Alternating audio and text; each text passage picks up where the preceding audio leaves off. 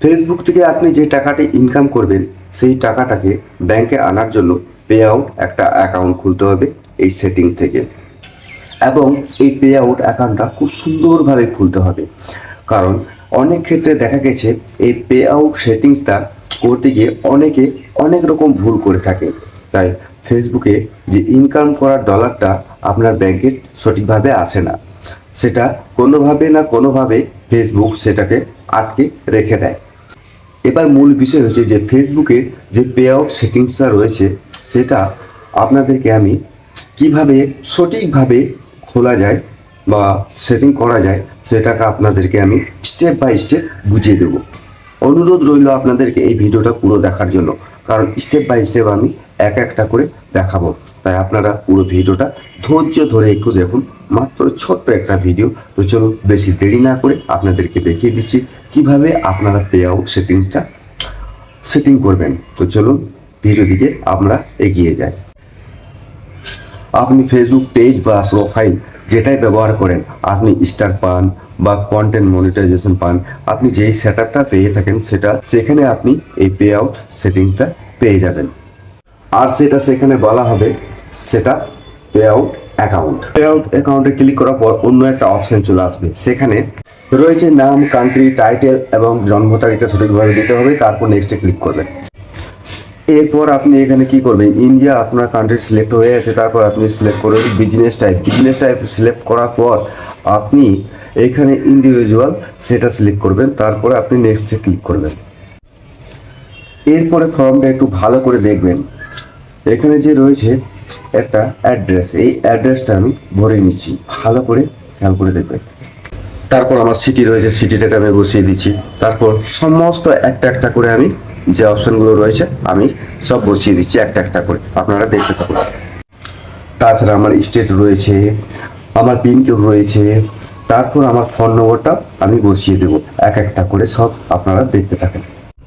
তারপর এখানে লেখা রয়েছে পার্মানেন্ট অ্যাকাউন্ট নম্বর, মানে আপনার প্যান কার্ড নম্বরটাকে এখানে বসিয়ে দিতে হবে।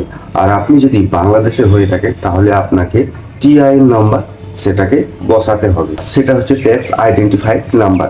টিআইএন নাম্বার দেওয়ার জন্য তার জন্য একটা টিন নাম্বার বানাতে হয়। আর আপনি যদি বানাতে চান তাহলে গুগলে বা ইউটিউবে গিয়ে সার্চ করবেন টিন নাম্বার কিভাবে বানাবো বা টিআইএন নাম্বার কিভাবে বানাবো। সেখানে বাংলাদেশিরা অনেক এরকম ভিডিও অনেকে আপলোড করে রেখেছে, যেখান থেকে আপনি সহজে করে নিতে পারবেন।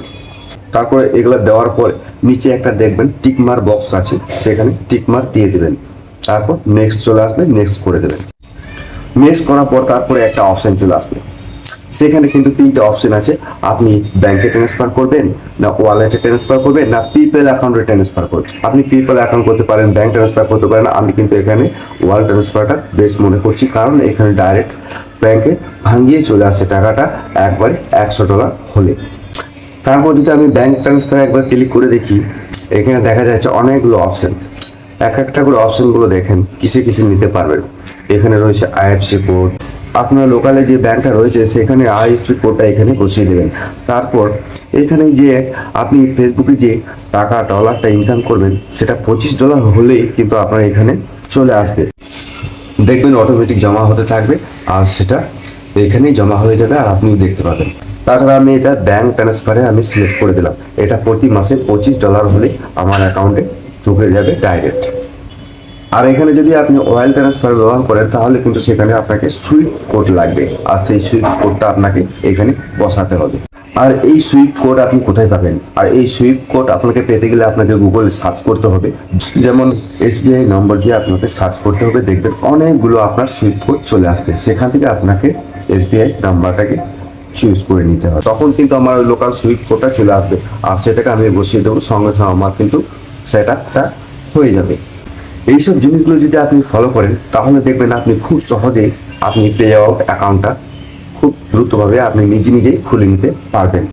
তবে অনেক ক্ষেত্রে অনেক ব্যাংক কিন্তু সাপোর্ট হয় না, সেক্ষেত্রে প্রাইভেট ব্যাংক যেমন এসবিআই আরও অন্যান্য ব্যাংক যেগুলো অটোমেটিক সাপোর্ট হয়ে যায়, কিন্তু অন্যান্য ব্যাংকগুলো সাপোর্ট হতে চায় না।